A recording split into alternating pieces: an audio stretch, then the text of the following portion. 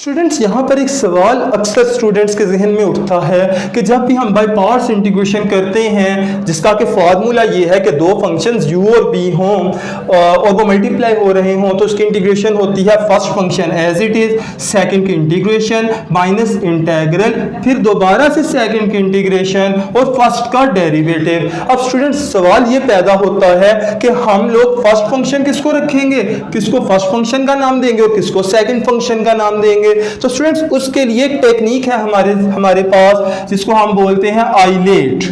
अब students islet से क्या मुराद है? आई का मतलब होता है इनवर्स ट्रिग्नोमेट्रिक फंक्शन। आई का मतलब होता है inverse trigonometric function, metric function. अब इनवर्स ट्रिग्नोमेट्रिक फंक्शंस कौन से होते हैं? जैसा कि sine inverse, cos inverse, tan inverse वगैरह वगैरह, ये हमारे पास इनवर्स ट्रिग्नोमेट्रिक फंक्शंस होते हैं। इसके बाद स्टूडेंट्स बारी आती है एल की। एल का मतलब होता है लोगारिथमिक फंक्शंस। अब लोगारिथमिक फंक्शंस कौन से होते हैं? स्टूडेंट्स लोगारिथमिक फंक्शंस वो जिनसे पहले लॉग आता है, जैसे log of x square, log x cube, log of sine x वगैरह वगैरह। अब ये हमारे पास लोगारिथमिक फंक्शंस हो गए। इसके बाद स्टूडेंट्स ए की बारी आती है। ए का मतलब है कि अलजब्राइक फंक्शंस, अलजब्राइक फंक्शंस। अब अलजब्राइक फंक्शन से क्या मुराद होता है? अलजब्राइक फंक्शंस का मतलब होता है कि हमारे पास एक्स स्क्वायर या एक्स माइनस 2 या एक्स क्यूब प्लस 5 वगैरह इस तरह की रकमें आ जाएं, ये अलजब्राइक फंक्शंस है। उसके बाद स्टूडेंट्स आता है टी। टी का मतलब क्या होता है? टी का मतलब होता है ट्रिग्नोमेट्रिक फंक्शंस। ट्रिग्नोमेट्रिक फंक्शंस और ट्रिग्नोमेट्रिक फंक्शंस में इसकी एग्जांपल्स की जब मैं बात करता हूं तो ट्रिग्नोमेट्रिक फंक्शंस की एग्जांपल हैं sine theta, sine x, cos x वगैरह। याद रहे इसके ऊपर इनवर्स आ जाए तो ये इनवर्स ट्रिग्नोमेट्रिक बन जाती हैं, और अगर इनवर्स ना हो तो सिंपल ट्रिग्नोमेट्रिक रहती हैं। आखिर में है ई। तो ई का मतलब है हमारे पास exponential functions. Exponential functions, exponential functions में हमारे पास एग्जांपल्स क्या हैं? वो है e की पावर x स्क्वायर, e की power 2x and up to so on. इस तरह से स्टूडेंट्स हमारे पास एग्जांपल्स हैं। तो अगर हमारे पास आइलेट का हमें पता हो तो जो हमारे पास फंक्शन पहले आएगा, इस तरतीब में पहले आ रहा होगा उसको हम फर्स्ट कह लेंगे, तरतीब में बाद में आने वाले नंबर को सेकंड फंक्शन कह लेंगे। फॉर एग्जाम्पल मिसाल के तौर पे मेरे पास है एक्स स्क्वायर साइन एक्स। आप देख सकते हैं कि एक्स स्क्वायर का ताल्लुक अलजबरा से है, ये अलजबरा से है, और साइन सिंपल है तो साइन का ताल्लुक ट्रिग्नोमेट्री से है। तो स्टूडेंट्स आइलेट में ए पहले आता है, टी बाद में आता है, लिहाजा ये ए फर्स्ट फंक्शन होगा, अलजबरा फर्स्ट होगा और ट्रिग्नोमेट्री सेकंड होगी। बिल्कुल ऐसे ही एक और मिसाल कर लेते हैं। वो एग्जाम्पल है मेरे पास, फर्ज किया कि साइन इनवर्स ऑफ एक्स और e की पावर x।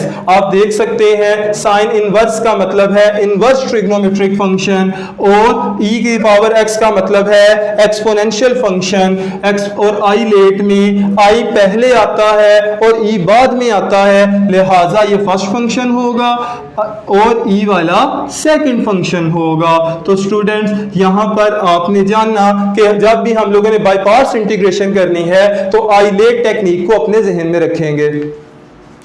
स्टूडेंट्स हमारे पास मेथड्स ऑफ इंटीग्रेशन के शॉर्ट क्वेश्चंस, आज उसका आगाज सवाल नंबर 11 से हो रहा है। 11वें सवाल की स्टेटमेंट ये है कि x e raise to power x dx की इंटीग्रेशन करें। स्टूडेंट्स आप सीख सकते हैं कि x का ताल्लुक अलजबरा से है और e की पावर x का मतलब ये एक्सपोनेंशियल फंक्शन है। तो स्टूडेंट्स यहाँ पर हम लोग क्या करेंगे, हम इसको बाय पार्ट्स इंटीग्रेशन के थ्रू सॉल्व करेंगे। पहले स्टेप में आपने इक्वल लगाकर रकम वैसे की वैसे ही लिख ली। अब उसके बाद स्टूडेंट्स हम लोग यहां पर लगाने लगे हैं by parts integration, by parts integration. अब जरा यहां पर मुलाहिजा कीजिए कि फर्स्ट फंक्शन वैसे का वैसे ही दूसरे फंक्शन की इंटीग्रेशन e की पावर x dx, इसके बाद माइनस एक बार इंटेग्रल, और इंटेग्रल के अंदर दूसरे फंक्शन की इंटीग्रेशन दोबारा से e की पावर x dx, और पहले फंक्शन का डेरिवेटिव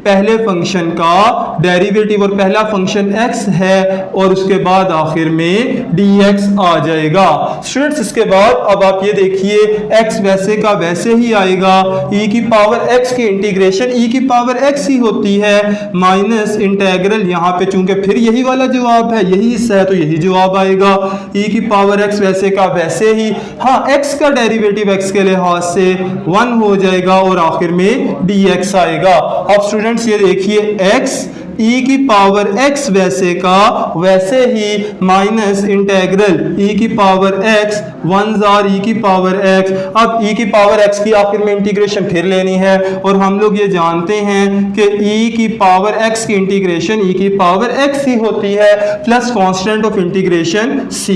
उसके बाद स्टूडेंट्स नेक्स्ट क्वेश्चन है हमारे पास, क्वेश्चन नंबर 12। इसकी स्टेटमेंट है हमारे पास tan इनवर्स ऑफ x। वो कहता है tan इनवर्स ऑफ x इनको इंटीग्रेट करें। Students tan inverse of x अगर आ जाए अकेला, यानी कि कोई इनवर्स ट्रिग्नोमेट्रिक फंक्शन आए या लोगारिथमिक फंक्शन अकेला आ जाए, तो उनकी इंटीग्रेशन हम इस तरह नहीं कर पाएंगे। उसके लिए हमें दो फंक्शंस चाहिए होंगे, तो हम उसके लिए दूसरा फंक्शन बनाने के लिए मैंने इसको लिख लिया कि ये बराबर है 1 multiply by tan inverse of x। मैंने एक फंक्शन 1 को कह दिया और दूसरा फंक्शन tan इनवर्स को कह दिया, और इसके ऊपर भी मैं by parts integration he apply करने लगा हूं।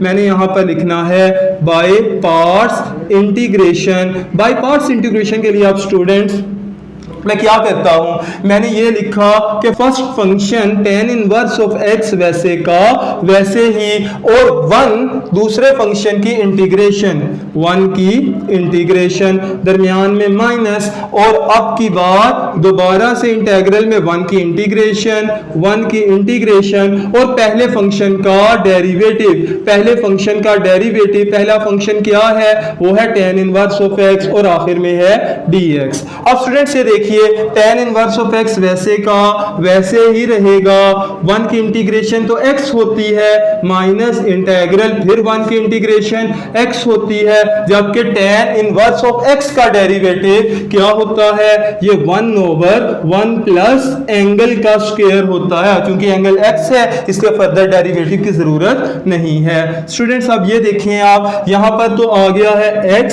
tan inverse of x tan inverse of x minus, और बटे के ऊपर क्या है, x1 जार x है, और बटे के नीचे क्या है, बटे के नीचे 1 प्लस एक्स स्क्वायर है। अब स्टूडेंट्स ये देखें आप कि नीचे वाला फंक्शन 1 प्लस एक्स स्क्वायर है, इसके मुकम्मल की पावर 1 है, और ऊपर इसका अगर डेरिवेटिव मौजूद हो तो हम सेकंड रूल लगा लेंगे। स्टूडेंट्स 1 का डेरिवेटिव तो 0 होता है, हाँ एक्स स्क्वायर का डेरिवेटिव, ये देखें एक्स स्क्वायर के डेरिवेटिव की मैं बात करूं तो पावर रूल लगेगा, पावर शुरू में आ जाएगी और फंक्शन की पावर में एक कमी होगी, तो मुझे 2x चाहिए, जबकि यहां पर सिंपल x है तो मैंने 2 से मल्टीप्लाई भी कर दिया और 2 से ही डिवाइड भी कर दिया। लिहाजा अब मैं यहां पर सेकंड रूल लगा सकता हूं, यानी कि नीचे फंक्शन की पावर 1 हो, होल पावर 1 हो यहां पर, और ऊपर फंक्शन का डेरिवेटिव मौजूद हो। ये देखिए नीचे फंक्शन की होल पावर 1 है और ऊपर फंक्शन का डेरिवेटिव मौजूद है, तो मैं यहां पर अब लिखूंगा नेचुरल लॉग ऑफ फंक्शन, यहां पर आ जाएगा x tan inverse of x tan inverse of x minus 1/2, जबकि यहां पर आ जाएगा सेकंड रूल के मुताबिक natural log of function. Natural log of function, और फंक्शन क्या है, फंक्शन है 1 plus x square plus constant of integration c। और स्टूडेंट्स यही हमारे पास क्वेश्चन नंबर 12 का आंसर है। जी स्टूडेंट्स हमारे पास इस शॉर्ट क्वेश्चंस की का लास्ट क्वेश्चन है वो है 1/25 plus x square D x. वो कहता है बताएं कि इसकी इंटीग्रेशन क्या होगी। तो स्टूडेंट्स इसकी इंटीग्रेशन करने के लिए सबसे पहले मैंने इक्वल लगा के रकम वैसे की वैसे ही लिख दी और मैंने यहां पर लिखा कि 1/x स्क्वायर है तो 25 किसका स्क्वायर है, 25 5 का स्क्वायर है और आखिर में मैंने dx लिख दिया। अब स्टूडेंट्स आप ये देखिए, यहां पर क्या है, यहां पर 1/a square plus x square है। जब भी कभी आपके पास 1/a square plus x square हो तो आप इसकी इंटीग्रेशन जानते हैं। आप कैसे, आपने क्या पढ़ा हुआ है, आपने ये बात पढ़ी है कि 1/a square plus x square की इंटीग्रेशन होती है 1/a tan inverse x/a plus constant of integration c, tan inverse x/a plus constant of integration c। तो स्टूडेंट्स अब मैं यहां पर a की जगह पर 5 लगा दूंगा, सो मेरे पास रकम क्या बन जाएगी, इसका जवाब आ जाएगा 1/a की जगह पर 5, 1/5 tan इनवर्स x वैसे का वैसे ही और a की जगह पर 5 plus constant of integration c। तो स्टूडेंट ये हमारे पास क्वेश्चन नंबर 15 का आंसर है।